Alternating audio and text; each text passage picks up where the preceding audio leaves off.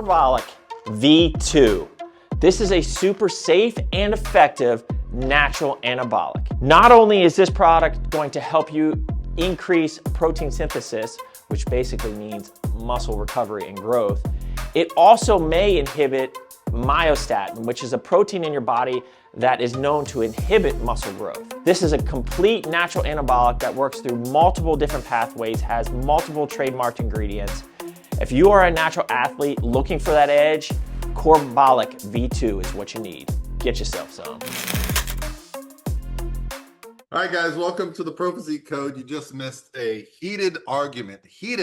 Lexi and Evan are coming to blows over Bubblicious Ghost Energy pre-workout. Okay, so yes, before we started the podcast, we need to settle the debate. I don't know if anybody listening has tried the Bubblicious Ghost energy drink. I think they just brought it back. It is so good. And it does not taste like bubblegum. Evan says it tastes like bubblegum. It does not taste like bubblegum. Actually, Evan said it tastes like ass. Yes. Okay, he said that too. But so please comment below, guys. If you've tried this new flavor of Ghost, is it bubblegum or is it ass? Girls love it, though. I will say girls love it, and I don't know of a single man that's had that's like, wow, this is so delicious. I can't wait to have more of this. It is my favorite. And I remember like years ago, they launched it and then they got rid of it for a while and then they're bringing it back. But I wonder why they got rid of it. No. They are bringing it back and everybody's going crazy over it. Like it's like a limited one.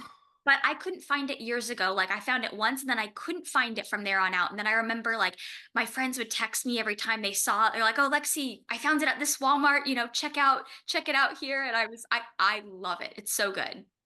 Well, I'm excited because I think we're going to move forward with Reaction. So we've all tried Reaction. Lexi, have you had it yet? No, I have to bring you some. I have not. I think they sent yours to my house. So I'm really enjoying them. Like the flavors are good. The aftertaste is good. The energy is great from them. I don't know how the consumers get them yet, Evan, but we'll talk to the owners, but I'm thinking we're going to bring them on as a podcast sponsor. We got to work out the details, but I'm excited about it. Yeah. Yeah, it's good. It's definitely better than Bubblicious Ghost. That's for sure. And then Lexi, let's talk about the topic. What is the topic for the day? Yes. So today's topic, let me pull up the verbiage that I had for this. So we are going to talk about what the best prep clients do consistently. And then I think we're going to talk a little bit too about like social media and pressure that sometimes us as competitors get from social media, but we're basically going to really hone in on the topic of what the best prep clients do consistently that makes them successful. And I think this will be a really probably helpful episode for, I feel like a lot of people listening to us are competitors or future competitors. So this may be good information to just hear. Yeah, I feel like this episode could be 30 seconds long, but I'll digress.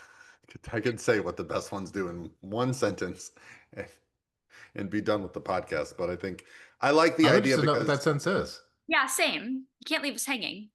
I don't know what it is. Just follow the plan. Oh. Like the amount of when I have a client that executes everything, no questions asked perfectly, like Kayla Hirsch for 3 years, it's like I've got her eating 400 carbs in the off season. I've got her winning overall as a natural competitor. She doesn't miss a check-in. Her workouts are exceptional. She just executes. And there's no, oh, what about this? I heard about this. My friend is doing this. Oh, I want to do that. It's like, it's so rare to find a bodybuilder.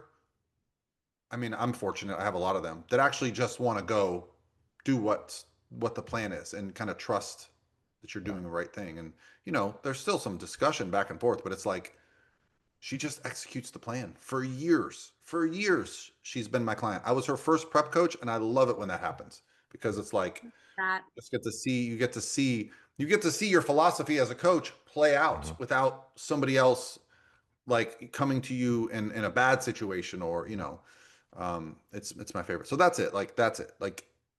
And I get it. Part of that comes down to having a coach that knows what the hell they're doing. But yeah. Yeah. Well, that's really cool. So I didn't realize she had been working with you for that long. And I was actually thinking about this the other day because I have a client and she's worked with me for a couple years now, but we took a long time to grow. And like, holy crap, the way she looks now compared to what she used to look like, It's insane. She's a natural athlete, but I was thinking to myself, I'm like, what's so cool is as coaches getting to work with these athletes for years and years and years, because you know what? Sometimes it does take a couple years to really see that full potential and that plan like really come full circle. And it's so cool to see that, but it's hard. I think sometimes we are in this like in this industry, you do see a lot of people hopping around from coach to coach. And I'm not saying you can't switch your coach. Like if you have an issue with a coach and there's a better fit out there, that's fine. But I think that, some people, it's like they go into a show, they don't place the way they want, and they think, oh, you know what, I need a new coach. That's the answer. When really that's probably not the answer. Maybe you just need a little bit more time spent with that coach, because it's really cool to see after years and years, like the plan really come to fruition. That's it. No, it is Yeah. for sure. And yes, I 100% agree. Like if you follow the plan, typically things are going to go well. I think that especially newer clients to it, especially if you give them a little bit of freedom on things. And that's why some coaches, I think, go really overboard with being ultra specific, right?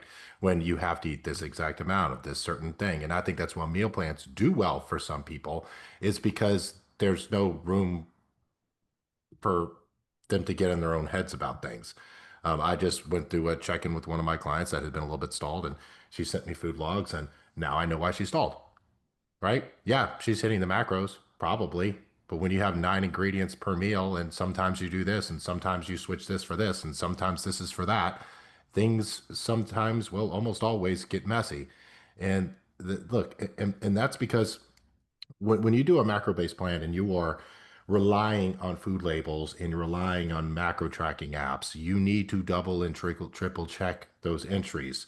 And when you start adding, let's just take this for example, you have 10 foods that you rotate through, you've double checked everything, you understand what they are, you've taken a nutrition label, compared it against what it says in MyFitnessPal, you've got all that stuff done, right? And you know those numbers are accurate. Well, let's say you up that to 35 different food options. The likelihood of something being off significantly or missing on that is pretty high, unless Right. you're going to do all the work to double and triple check all that stuff on top of it. And most people are not going to do that. And when you start doing that, problems really creep in. I mean, for example, on this one of the things she said, she was like, I use 5 seconds of Pam spray. It's like, do you have any idea how many calories are in 5 seconds of Pam spray? It's like a fourth of your calories a day. Well, what's funny is there was a guy on Instagram a while ago, and he was taking potato chips out of a bag, putting it on the scale. It didn't register, so it said zero. He's like Yeah. zero, and that's Pam spray. Like you don't realize that a serving size is like a split second with 0 calories. Yeah, so no one does that. They all, they fill the pan, and so there's 20 calories maybe. Like, and it's kind More of than an that. unknowable thing. So like, yeah, there's Yeah. there's little things like that add up. Now, if you're prepping your food the same way throughout prep yourself and you make an adjustment, it's going to still work out for you, right? So even if you're off, if you're eating the same foods every day, when you pull out a little bit, it's going to work. And this is where, you If know, you're eating the same things, you're not eating yeah, 20 different things. like I'm just saying, if you're cooking your own Yeah. food and you're preparing it the same way every week, and this is why we talk about the funnel, right, Evan? Like there is at the beginning of a fat loss phase, there is a bigger funnel of foods, of activities. And as you get closer to stage, you become more and more narrow of focus. And like, I don't even like changing my food sources at the end of prep just because I want my weights to be predictable. I don't want sodium Yeah. differences, digestion differences. I don't want bloating. I don't want gas, so it almost becomes more fun for me to just be boring as hell because it's Yeah. consistent. I This is the way it works for me, Paul. I don't know if the way it works for you, but when I get ultra specific with my foods and I eat the same foods and I'm doing the movement and I'm doing everything, it is very rare for me to wake up one day and see the scale ever go up. It's like this. Oh yeah, never. Unless I have like a crazy leg day or, Yeah. my kid wakes me up in the middle of the night and I don't get sleep or something. Yeah, like something really off base with that. But if everything is a one-to-one, you don't have those days where you wake up and you're 3 pounds heavier, right? Like they just don't happen. And it's because when your food and your sodium and your water and your movement, all that is locked in, everything becomes really, really easily predictable. It's really fun for me is when you check, like when you get to the point where you're checking your weight before bed and you go It's to lower. bed the same or lower than you woke up, you're like, oh boy. You almost can't sleep because you're so excited to get up. Yep. Yeah.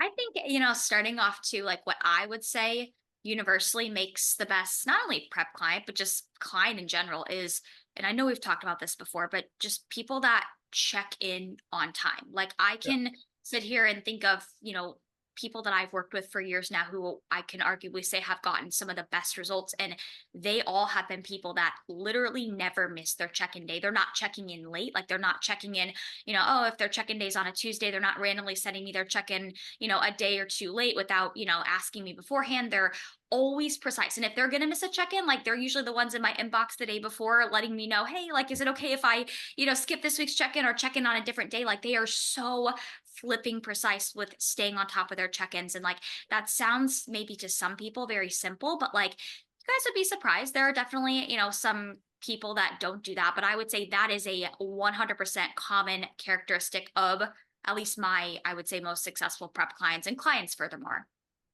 Well, let's talk like everything in life is a tell, right? Everything is typically a snapshot, or if someone does something, it typically means they do other things correctly as well. So if someone is checking in on time and they're doing that, that typically means they're on top of their food, they're on top of their cardio, they're doing the things correctly with that.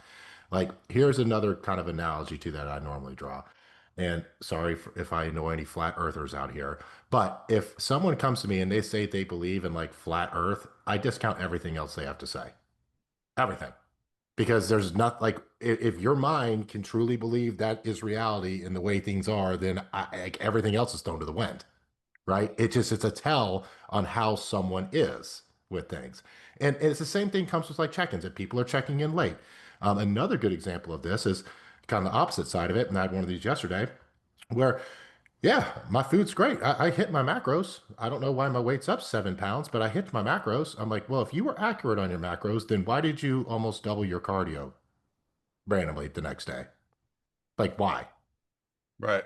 You didn't just do that. No, Typically, even if you didn't, if you that's misremembered, a if you binge did something restrict. subconsciously, you're going to do more to make up for it. Yeah. And it's just about being honest and telling me That's a what's going on. dangerous. That's a Yeah, dangerous. and it starts getting like that, right, with things, and sometimes they'll make a comment like, "Yeah, I could do a little bit better this week." Well, you could say you did a little bit better, but according to your sheet here, you nailed everything. So tell me what's Right. off with this. Right. Or even just like little, like missing out on the little details. So, you know, if somebody's like, oh, you know, it was a good week and that's all they put in their notes. Like, okay, awesome. I love to hear it was a good week. But then if you see that their adherence was like an eight or 7 out of 10, it's kind of like, all right, probably wasn't, it could be better, right? Or just giving us more information, you know, rather than just Mhm. saying, it was a good week. Okay, why was it a good week? Or, you know, or, oh, it was an okay week. Okay, why was it an okay week? You know, and I think some people don't always think about that. I think it's a probably a personality thing more than anything too, because I think some people are just a little bit more cut and dry. Some people are a lot more extensive, but the detail, like from our end as coaches, is so appreciated. And Yeah. look, if When you I if think you write of in and say it's a good week and we're weights down like 3 pounds, yeah, I really don't need much more information. But if you say it's when a I good week and we didn't make any progress, just like what you guys are talking about, when I think of the other side of the equation, when I think of like my clients that are the most successful, they want to understand why I do something. They'll yeah, say like, "Hey, why don't you want me doing stairs this week?" Or "Why do I have a high carb day?" Or, they'll ask, and then I can explain the theory and the philosophy behind it, and then they have buy-in, right? So, yep, like for example, I had a client a couple weeks ago check in, and I noticed, on their check-in update, they only put their low day macros. They didn't put their refeed macros, just like you said, Evan. Like, okay, so you hmm put your adherence at a 10, but you didn't enter refeed macros. I said, did I remove them? And she's like, no, I didn't see the scale dropping, so I felt like I didn't earn them. yep, I had one of those this week too. And I said, that's not how the body works. The refeed days are going to help you lose body fat. It's not a reward for losing weight.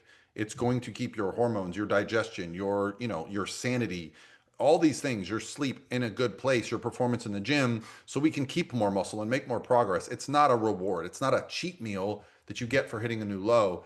And as soon as she did 2 refeed days, she dropped. And I Yep. said, see, like, so I'm glad that I followed up. But if I hadn't hmm noticed that little, why didn't she put her refeed macros on here? I might have just assumed she was still doing them. Yeah. That's a perfect example too, Paul, of and I love that because I had one this week too, Her food's been low. It's been quite low because we're pushing into a show.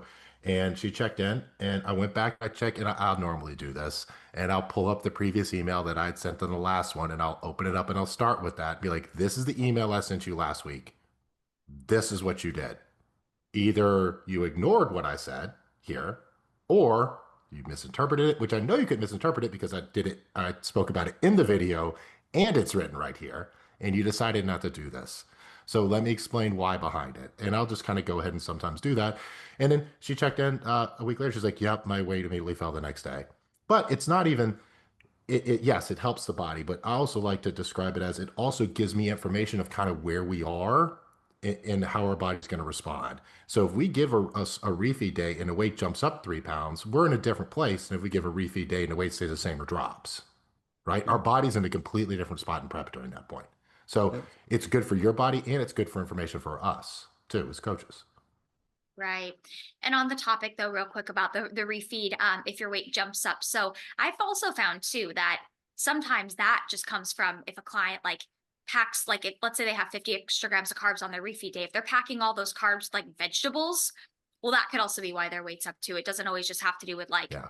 where they're at in prep necessarily. But yeah, the detail is very much so appreciated. And what you said too, Paul, about like explanation. I always tell my clients on that first consult call, I always say like, I encourage the questions. Like you're not, I think some people are afraid to ask questions because they think it's going to come across as them as a client, like questioning us as coaches. But I love when my clients want to understand the process a little bit more.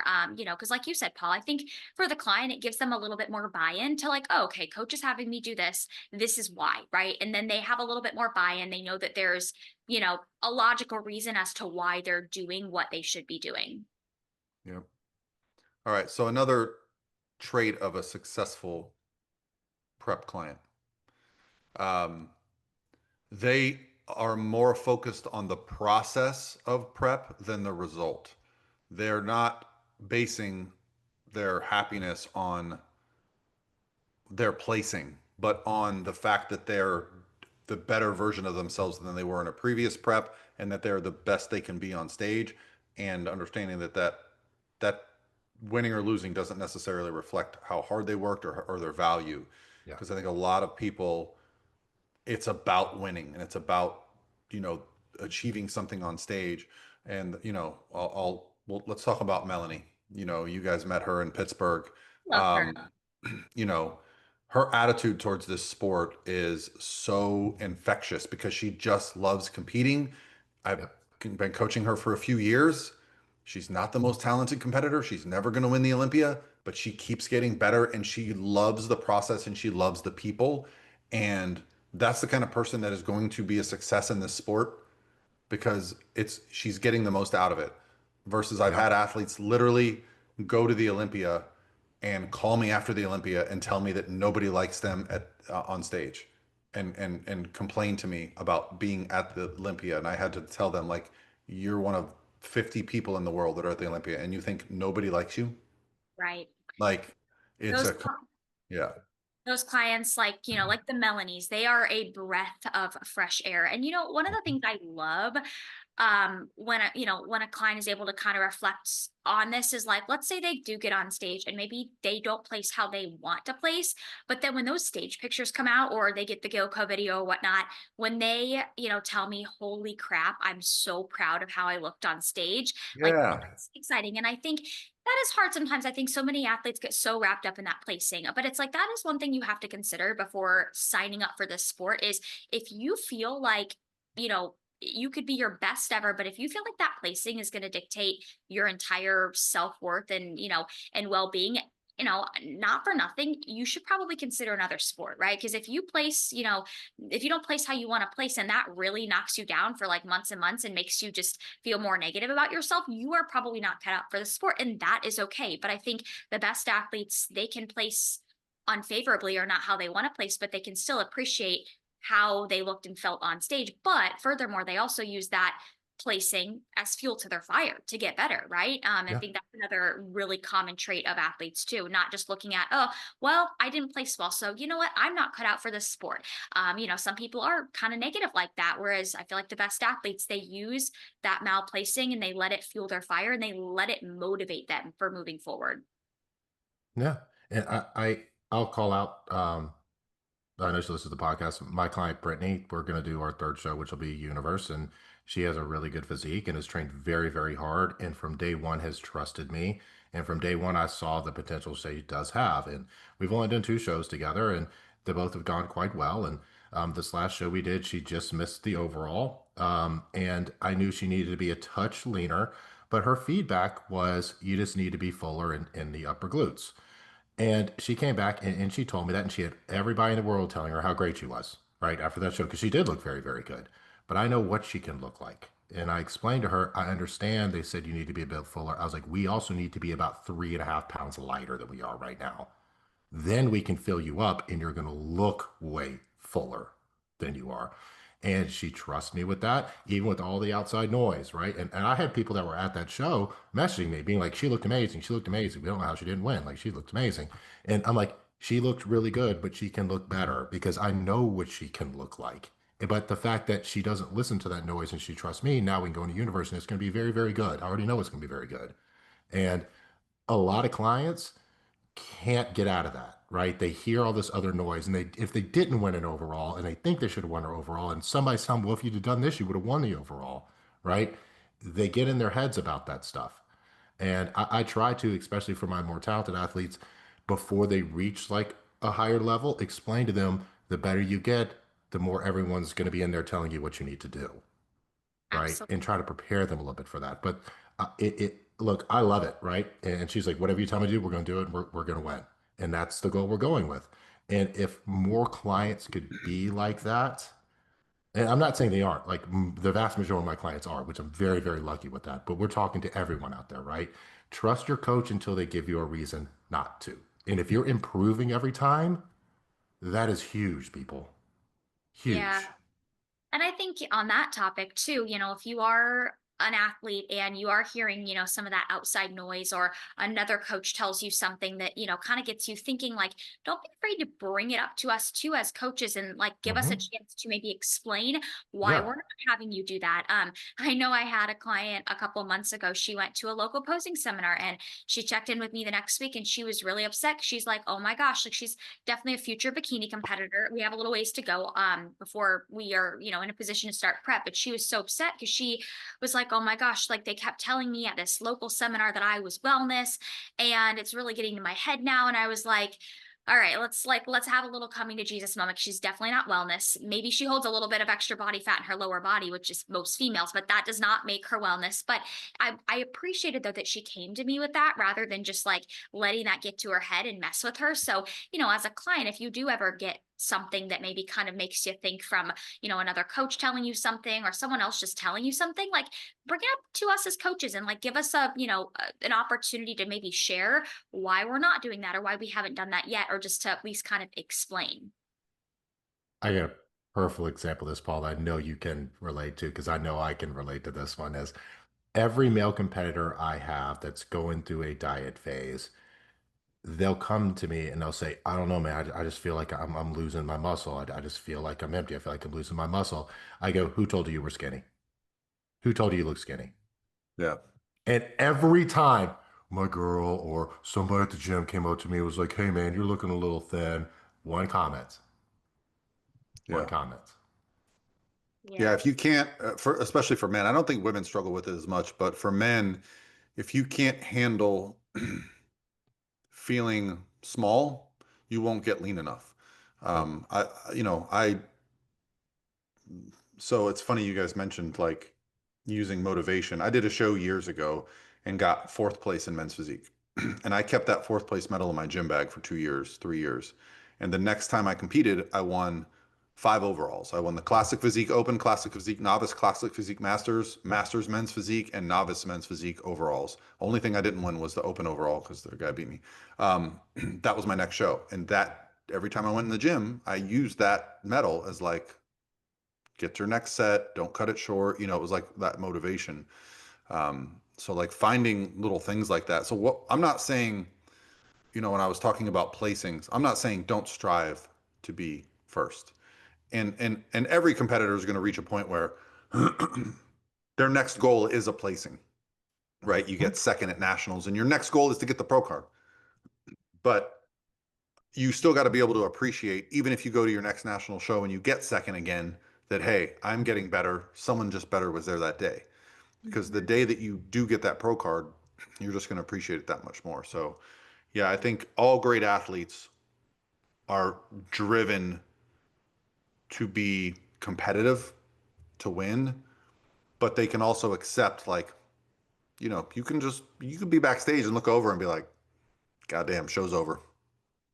Yeah, Yeah, you're never as an athlete that's a going to really be good way able to to put it. control who shows up at a show, right? And I think a great just like real time example of this right now, at least I know this is something I pay close attention to, is right now we're in the thick of the season and there's a lot of pro shows each weekend. And this is where we see a lot of like bikini pros, especially doing show to show to show, trying to get that Olympia qualification. And it's interesting to follow some of these girls like in past years that have been Olympia qualified and they're competing right now. And at one show they get eighth and then they go, to compete in just a different show within a week's difference. They go to a different show the next weekend and they're getting second, right? Like it's neat to kind of see how that happens. But a lot of times that just has to do with the fact of, yes, maybe there's a different judge, but it's a different pool of athletes that they're being compared to. They can go Mm-hmm. from eighth to second, but, I think that's a good reminder to all the amateur athletes out there, that can be your case too. Sometimes it's just a matter of if you go to a show and it's a big competitive show, you're never going to be able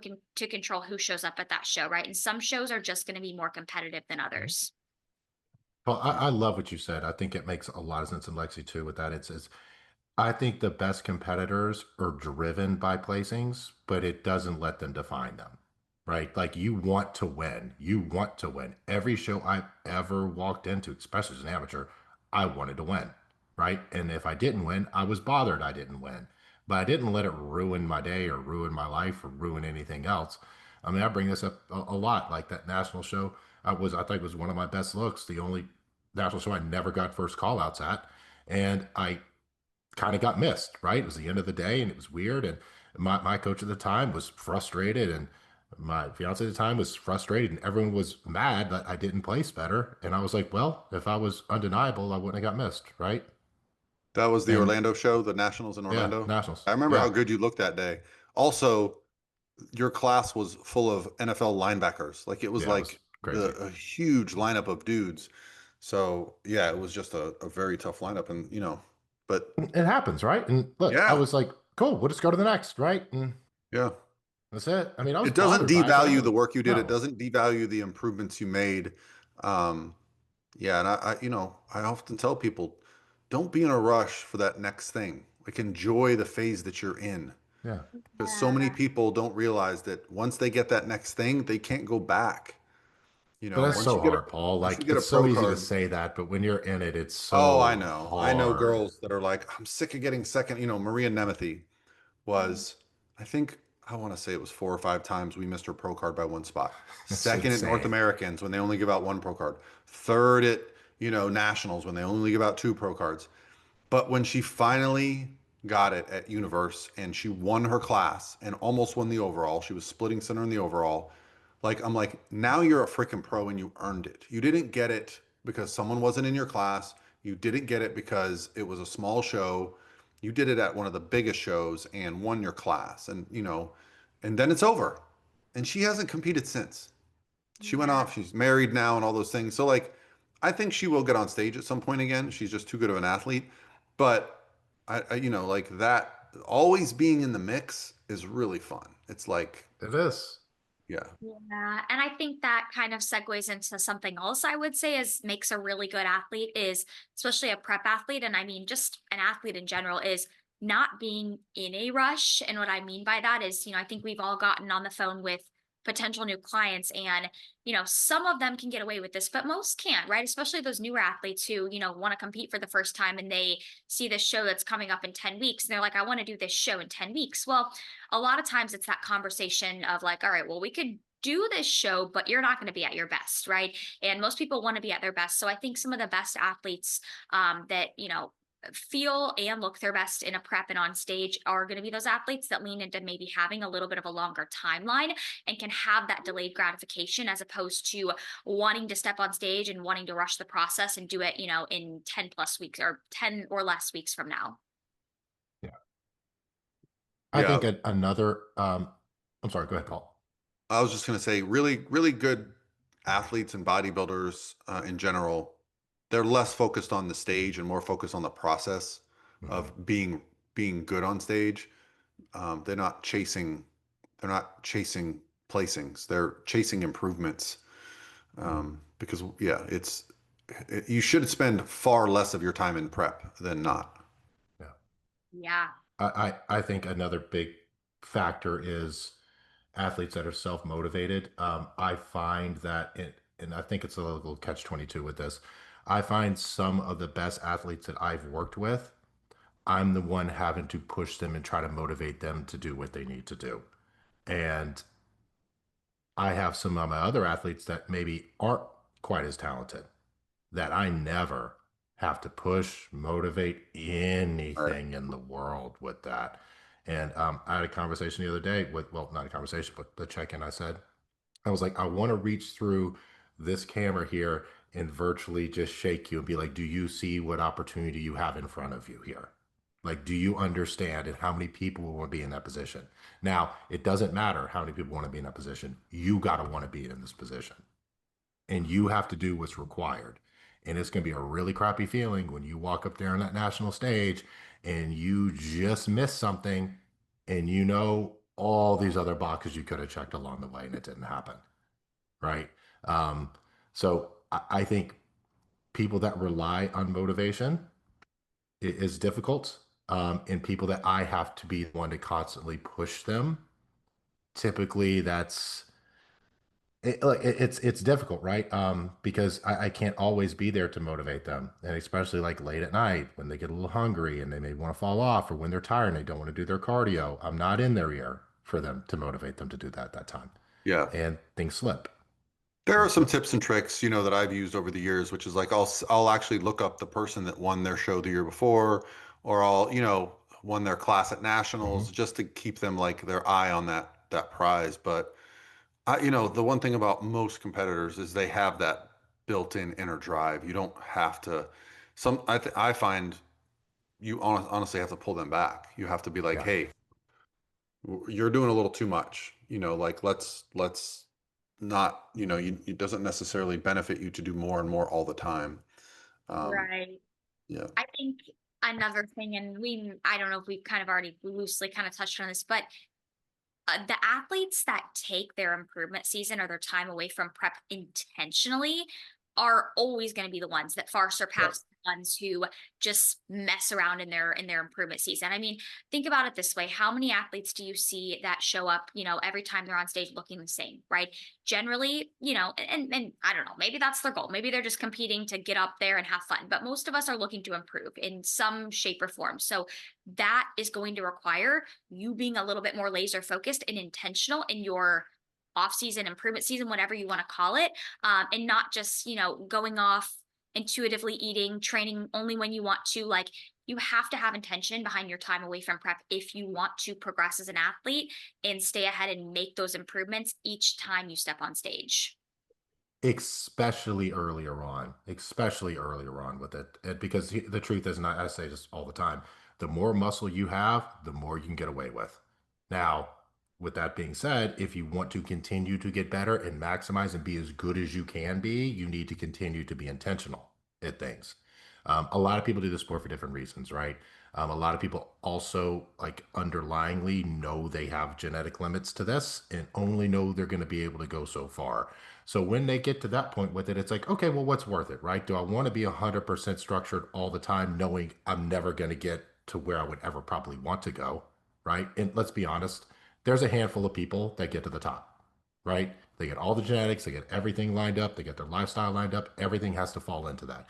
All of us, everyone else, falls somewhere a little bit below that, right?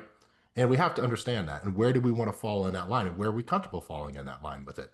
Because there is life, there is balance, there are things we need to do, right? And it doesn't need to ruin every other aspect of your life. You need to be intentional with it, but it kind of goes hand in hand with it. Your training needs to be good, right?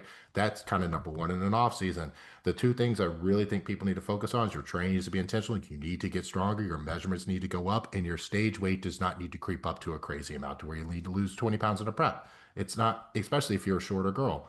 If you got to lose 20 pounds in a prep, that's hard. And the likelihood of you losing muscle that you've worked hard to gain during that time is going to go up. Yeah, that's another really good point of traits of really successful competitors is that they start prep in a really advantageous Yeah. position, whether it's higher calories, less body fat, some combination of that, but they're also not coming off of a really bad prep. They've taken the time away from dieting. I don't know if everyone understands the mechanics of losing body fat, that when you put body fat on after being lean for a long time, it's not going to come off if you diet too soon. Your body has this like built-in memory of dieting. And whether it's just the way the hypothalamus, your hormones, whatever is changed from that dieting, it takes, my rule of thumb is as long as you dieted, that's the minimum for how long you need to be not in a deficit. And it's almost like a magic, like literally I can sometimes be like, someone was in prep for 24 weeks, we go into our off season, their weight is maintaining, and at 24 weeks they'll start dropping weight after the show, and I'm like, oh, we're at that point now where your body's like clicked back in and we can start bringing the food up again. um, but yeah, so really good competitors use that time to their advantage. One thing you and I always talk about, Evan, is training with purpose, not talking. I don't care if you're on your phone, but when it's time to do a set, you lock in. And that is, when you see that from someone, you go, okay, this person's going to be getting better. It's not Yep. going through the motions. It's not enough to just go to the gym, do a few sets and be like, cool, I did my 3 sets of 10. You've got to push to be getting better. It's something, a rep, a set, technique for the entirety of your improvement season. Yeah, I I think. think, sorry, go ahead, Lexi. Oh no, you're good. I was just gonna say, I think most female athletes severely underestimate how strong they Yeah. are. That's why I am really big. 95%. Yeah, I would say Brett, most. Brett, Brett pushes his athletes to be strong. Mhm. Well, and that's why, I mean, I have a lot of my athletes sending me training videos, not necessarily for me to just look at their form. I mean, of course I'm going to look at that, but more specifically to call them out if I feel like they are not pushing hard enough. I love training videos, especially in improvement season, because that is obviously where we're going to need to really be training, the hardest we ever are going to be, to put on that muscle. So I love to be able to kind of watch and see how people look at the end of their sets, right? Do they look like they're being challenged? Does their facial expression, say that they're being challenged? Does their tempo slow down? Or is it just last rep and then they kind of gently put the weights down and then twiddle their thumbs in their rest? Like, I love to be able to kind of watch training footage. And I encourage athletes listening to this, take footage of your own self. I do that all the time with my own self. So I can kind of call myself out if I feel like, okay, the end of this set did not look challenging enough. It may have felt challenging to me, but if it doesn't look challenging, I know I can push myself harder. I'm making a note that I have a comment. Yeah, So for me, I, sorry, go witnessing, ahead. that's how when we do our camps, the student, when we go to train like the Pro Physique experience. And I did talk to Brett. I'd love to do like a 1 day free, just show up and we're going to train and pose with everybody. Putting people through a set. I told you guys I went and trained with Doug Miller a couple weeks ago. I was at the core headquarters right before the Pittsburgh show. So training with Doug, it like ignited something back in me that I had like kind of forgotten about. I was getting so good at my workouts that I wasn't pushing myself because I Yeah. was I was getting strong and I was feeling good. And then I went and trained with Doug and I'm like, he's like, come on, you can get 5 more. And I'd be like, bitch, that was my last rep. And then I would get 5 more and I'd be like, oh, yeah, I Yeah. got another gear. And ever since then, I'm telling you, I've felt great because when I'm in the gym now, every set to me is like Doug's in my ear. You got 5 more on my last rep, so um, just sometimes being around it, seeing it, letting someone push you, it really helps. It really helps. I could go off on like tangents right now. I will not do that. I think there's a big debate around, especially I heard it on Fuad's podcast the other day where they were talking about like that Eric, whatever, I can't remember his name, the social media guy who won his pro card finally in open Oh, bodybuilding, and Eric he got Janicki, yeah, big and boy. I saw him. He was at he's the Arnold. yeah, he's really big on like full range of motion and really intentional training. And they asked, he said, but did he get big that way? And the same thing they kind of talked about Nick and Nick Walker's training. He's like, well, he trains a little bit lighter loads now and things like that, but he didn't get big that way. And I Right. think what something people need to understand is you need to learn how to train freaking hard before you need to learn to train smart, is in quotation marks, right? You need to know what failure is. You need to know how to push yourself. You got to understand what that is to be able to train smart and still push yourself, right? I'm not saying go in there and be an idiot, like, but you have to know what hard training is. To bring up my buddy Nick again, I think for people that want to understand trading and motivation, he's doing a YouTube thing where he rides in the cars on Mondays and talks about things. And I think it's really great for people to listen to get the mindset into somebody who I know Yeah. personally who's really locked into constantly improving and kind of what that looks like. I can tell you from someone that, and one thing that he brought up is if you when you are concentrating on your set, if you concentrate on pushing the load and contracting the muscle and giving what you can to that set, and you can do that each set you work out, no matter what you're doing in between your sets, you're going to improve. And that is true. And take it from me, someone that trained with him for quite a bit of time. When we walked in and we started training together, the first probably 2 or 3 movements we did, we didn't really ever talk. Like we were working. And then after we got through those first few movements, we would start joking around and talking and things like that. But those first initial things when we were getting there, I'm talking about exercises, not movements, not just sets, but for the first 30, 40 minutes we were in the gym, we didn't talk a lot. Like we were in there and we were training. And then once we got to some auxiliary movements and things like that, we started getting a little fried out. Then, things kind of go off a little bit. But it's about that intentionality with it. And you don't have to have the perfect plan. Your form doesn't necessarily even have to be perfect with it. But when you get in that set, just shut your brain and concentrate on that movement. And I Yeah. promise you, you will make just loads, loads, loads of progress. Yeah. Absolutely. Any other? I feel like I always focus on rest with athletes. Like it's not that I brush it under the rug at any phase, but I feel like even in a growing season, like especially when you have athletes that have their food is higher, their cardio is lower, they just have more energy overall. I feel like that's when you kind of get the people that they want to do more on their rest days. They'll be like, "Oh, I'm bored. I have so much energy." But like I feel like if you don't need your rest days, especially in that growing season, you're not training hard enough. Like you should feel like you need rest days. You should not feel like you can just habitually do something 7 days a week. I mean, you shouldn't feel like that in any phase, but I think especially if you're trying to capitalize on training intensity, use that as a gauge of if you're not needing your rest days, you're probably not training hard enough in the first place.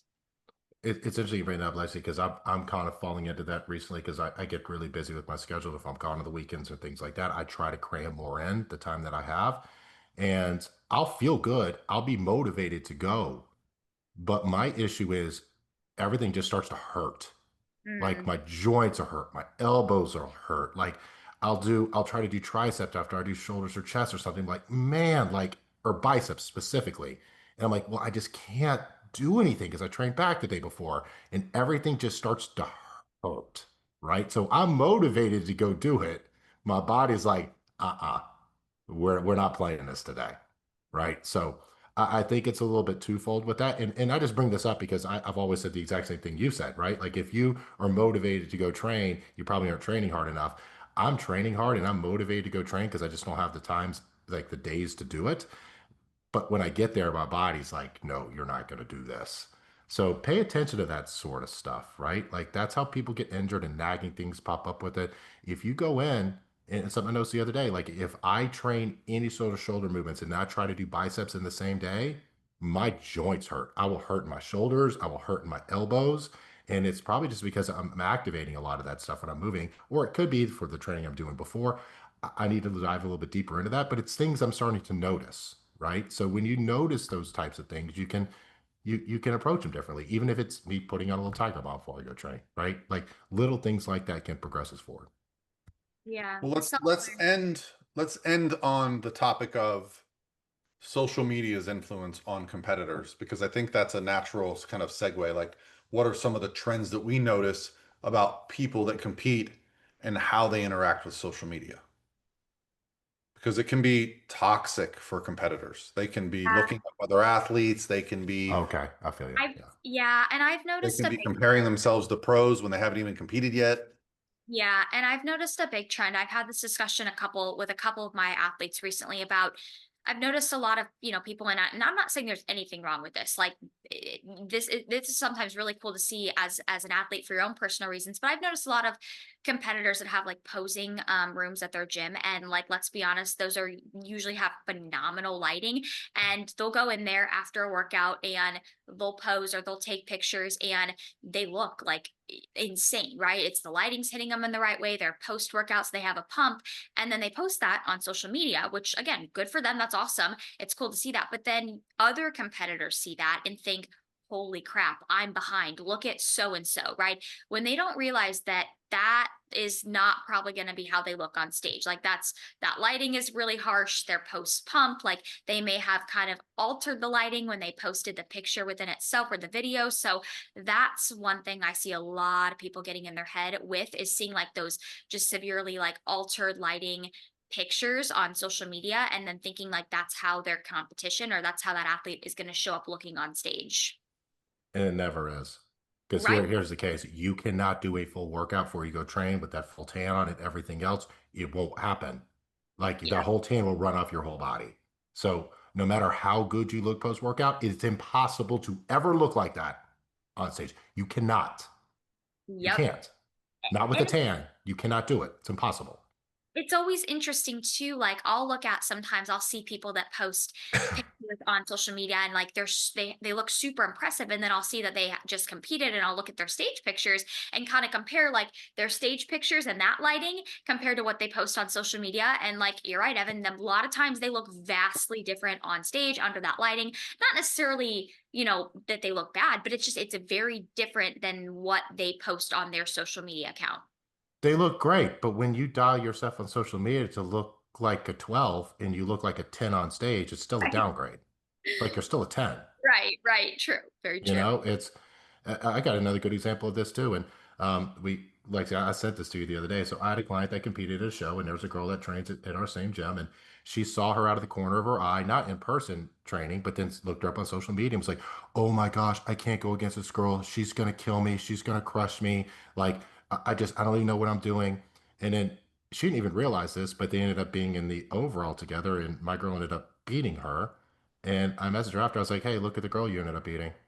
And she didn't even put two and two together, but she was so in her head about that. And it come to find Yeah. out, our friend Goob did a little story on her about how she was editing all of her photos and stuff, anyways, right? So you can't ever. And look, the girl looked amazing to begin with. Like she looked great. She looked great on stage. She won her classes. She was a very good competitor. She didn't need to edit anything. But the fact is what she saw on social media, and then she didn't even see her in person. She was next to her in the posing room, was contrary to posing it, and saw in her posing video afterwards and was freaking out about it. Yeah. And people get in their heads with things.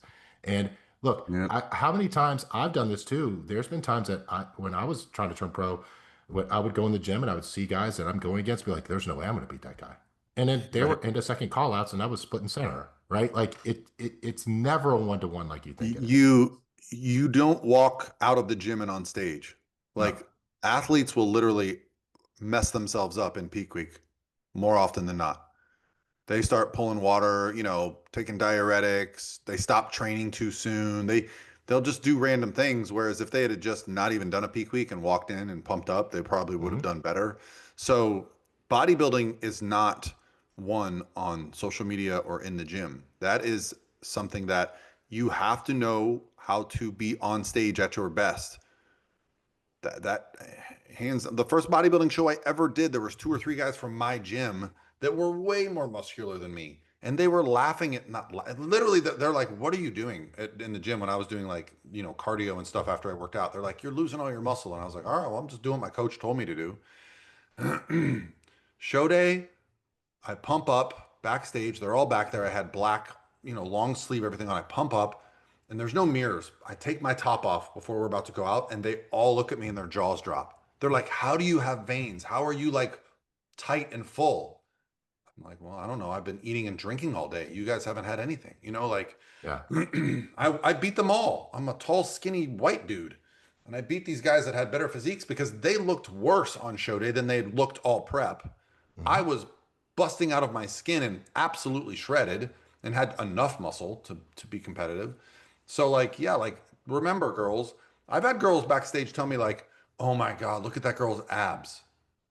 She's gonna beat me." And I'll be like, uh, they it's not an ab competition. It's a bikini No. competition. It's No. about your shape and your fullness. I go, believe me, I walk by girls backstage that are beautiful all the time. And I'll just do a I'll just peek around the backside and be like, oh, wrinkly skin, like, or I'll do like I did in Pittsburgh, Lexi, where I'll walk out and be like, there's a girl in green back there that looks like she Yep. should be at the pro show. And she won the Yeah, overall. and she won the She won the overall. overall. Like Yep. you just And walk by them and you're like, I fuck. was sitting next to you, Lexi, and when she walked on stage, I was like, "Damn, she looks good." Paul was like, "Yeah, that's the one I walked on stage." I was like, "She jumped out." I was like, "Well, yeah, she jumped out on Even stage just too." even not in good lighting back there. She was just standing Yeah. there and I was like, no Yeah. flaws on that one. Like they exist. Look, They here's an example too, guys, and Paul, and people on social media are not who they are in real life. All right. So let's take this for an example because you have a lot of social media people who Yes, now I am. kudos to them are going on stage and competing. Guys like Sam Sulek, great for him, right? I'm happy he decided to make that leap on there. I think he looked good. He won his pro card.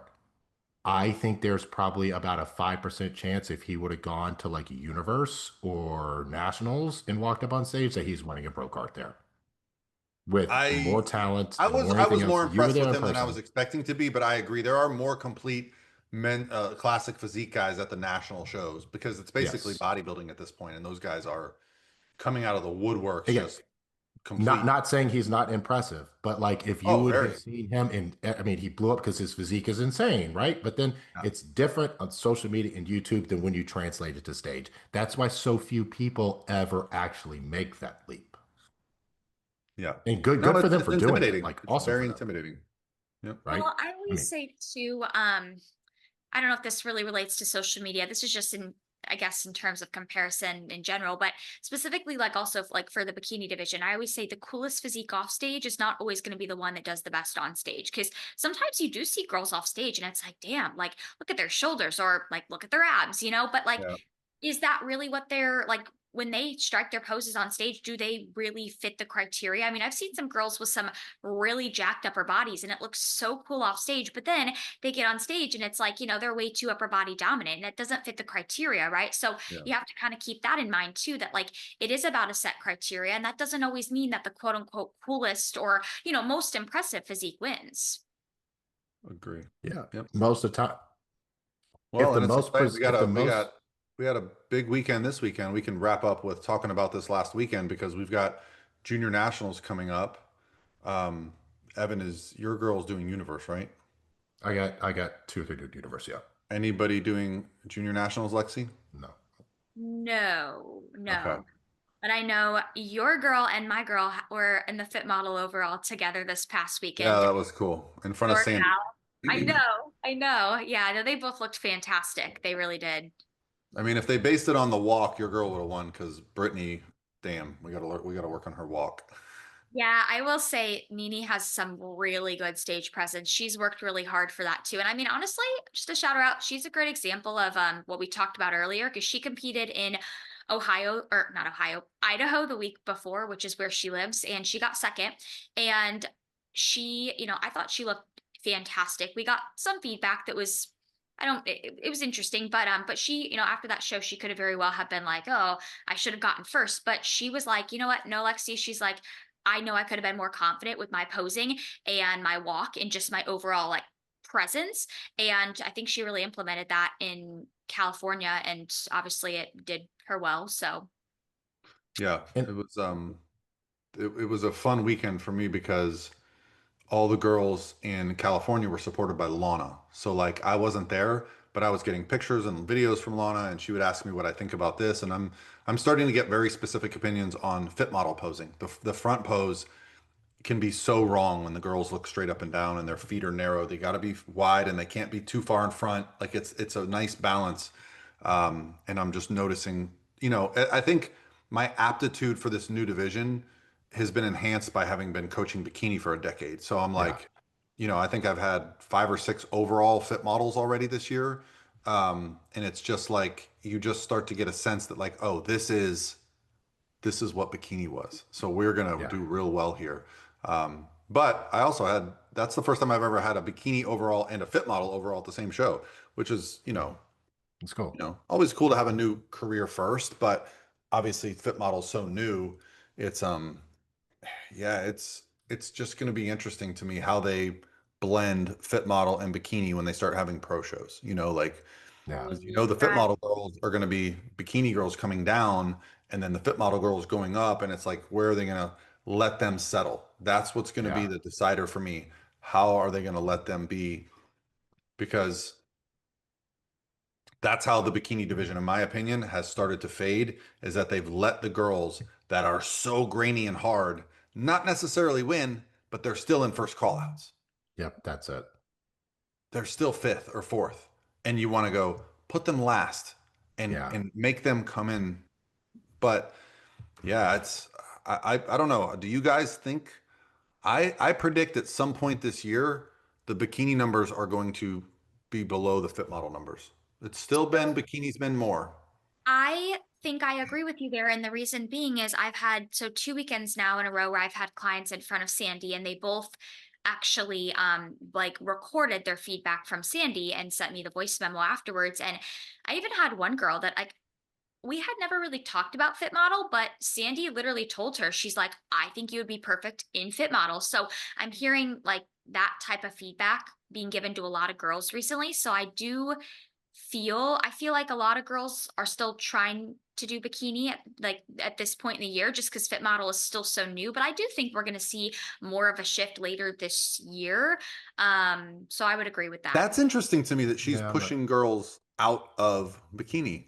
Well, Um, I mean, so yeah, and that was last week. And then this week, my client who got feedback from Sandy and voice memoed it to me, Sandy, because Sandy was actually encouraging her to do Masters Nationals because she was like, this is the year to like this is the year out of all the years moving forward in fit model to try and go get your pro card. So yeah. I, yeah. I, I'm really interested to see where it goes just from my personal experience and the athletes I have and the girls that I talk to.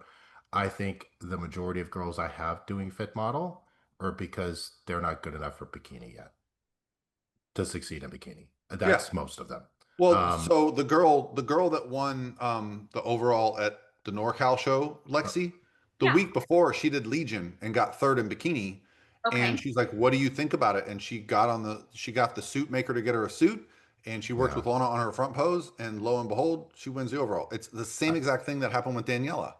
I, So that's going to happen a lot, right? yeah, I'm just super interested to see how the numbers go with it because at least the vast and I'm want to get you guys' opinion on it too, because again, this just be my experience on it. The vast majority of girls I talk to would much rather look like bikini, and they're not impressed with the fit model look. They just think Not they could yet. do better.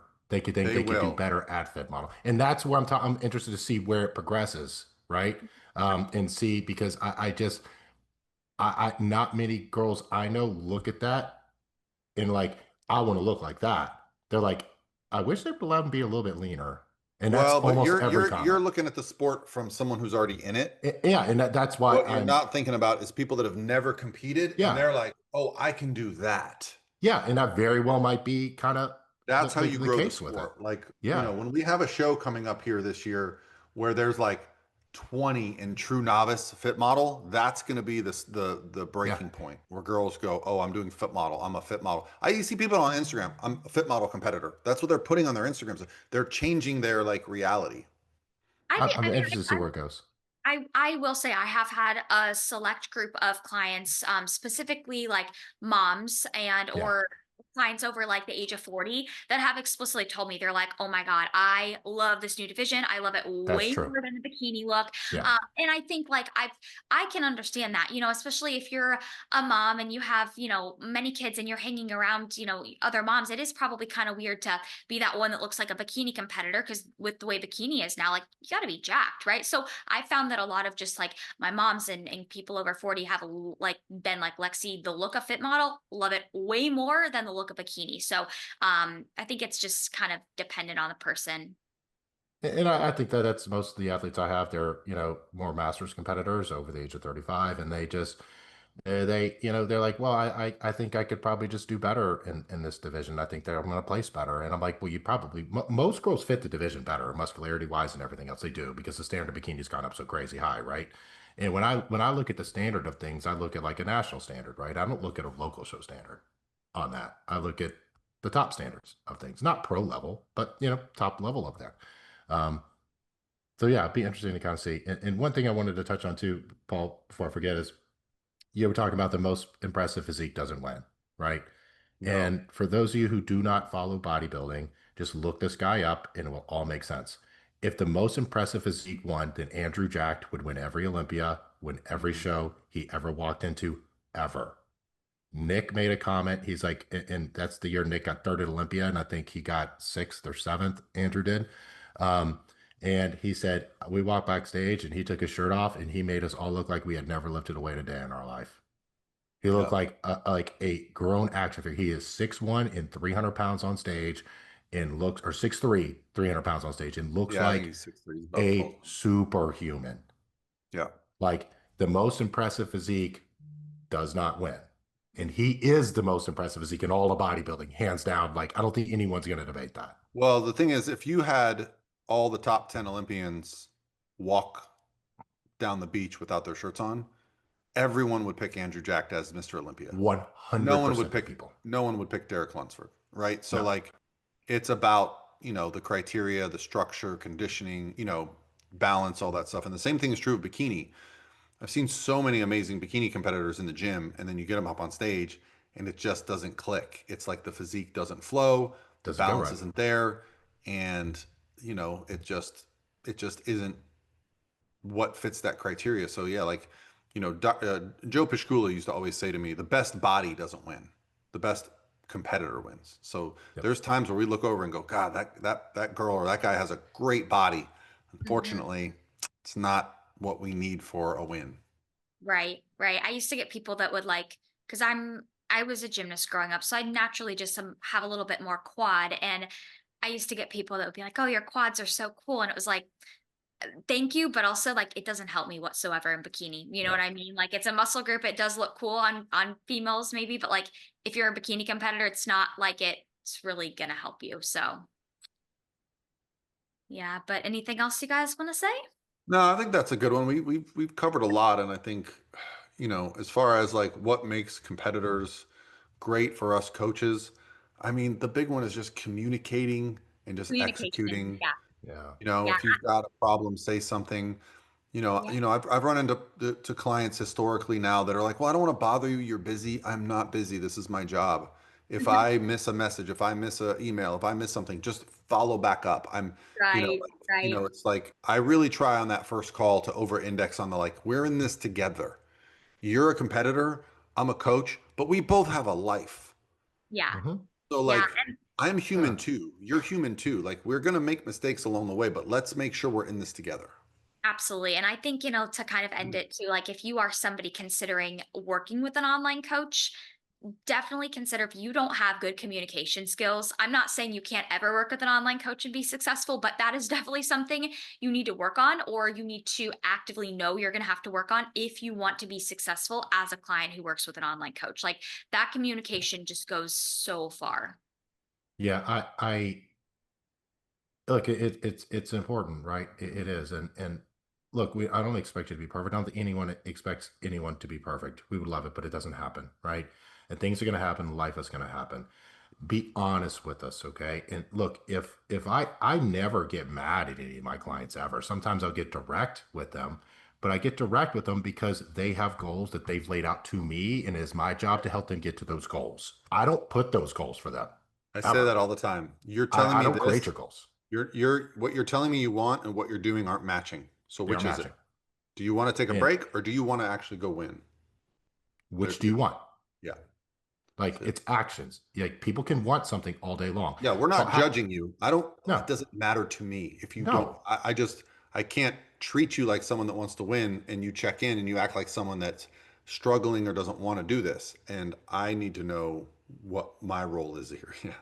So, yeah. That's it. That is it. And it is so just like, ah, man, yeah. And look, we love what we do, right? And we care about the people that we work with, and we want the best for you. That's why I ask every single person, did your goal change? If your goal changed, then we can change goals. It's not a big deal here, okay? But if you tell me your goal is to go be first call at the national show and have a shot at a pro card, and if you gain 10 pounds within 2 days or 13 pounds post show, I'm not going to be like, that's okay. I'm not going to tell you that Right. because that does not align with our goals. Well, Like I can say, hey, let's figure out a way to fix this here, but I'm not going to be like, that's okay. You didn't do anything. There's nothing that happened with here. listen, we all know what's happening here, Evan. You've got scars. You've been burned. Okay. Gonna be okay, buddy. Let's finish up by saying if you guys have topics that are on your brain for prep, like that's, Lexi's been doing a really good job creating topics for us by like accumulating questions and comments that we get throughout the Yeah. week and on the comments and on Instagram. And so that's where we come up with our topics, and we like to keep it relevant for what's going on in the prep world. So let us know what your questions are, and Yes. we can incorporate some of that below. And everyone say thank you to Lexi because she is the backbone for all of this and helps set up all the topics and Yeah. all the discussions. And without her, it would be me and Paul literally just staring at each other, talking about football and stuff. So Oh, thank you, goodness Lexi, for all that you do. It's not football season, but I know what you mean. Yeah, no, Thank we you, love the Lexi. feedback. So comment if you have any topic suggestions, because otherwise I'll just kind of come up with them on my own, which is fine. But we love to hear your guys' feedback too. Yes. Awesome. And Thank you, again, guys. I'm going to say it again. Thank you, Lexi, because I know we pick and have fun, but Oh, and you what mean a milestone lot. are we So about thank to you. cross, Lexi? We're about to hit a milestone. 1.5, Oh my right? gosh. Guys, we are almost at 1.5 million unique downloads for our podcast. Yeah. So if you're still listening, please go give us like a review or a like or what do they do on iTunes? That I don't really know does what boost the.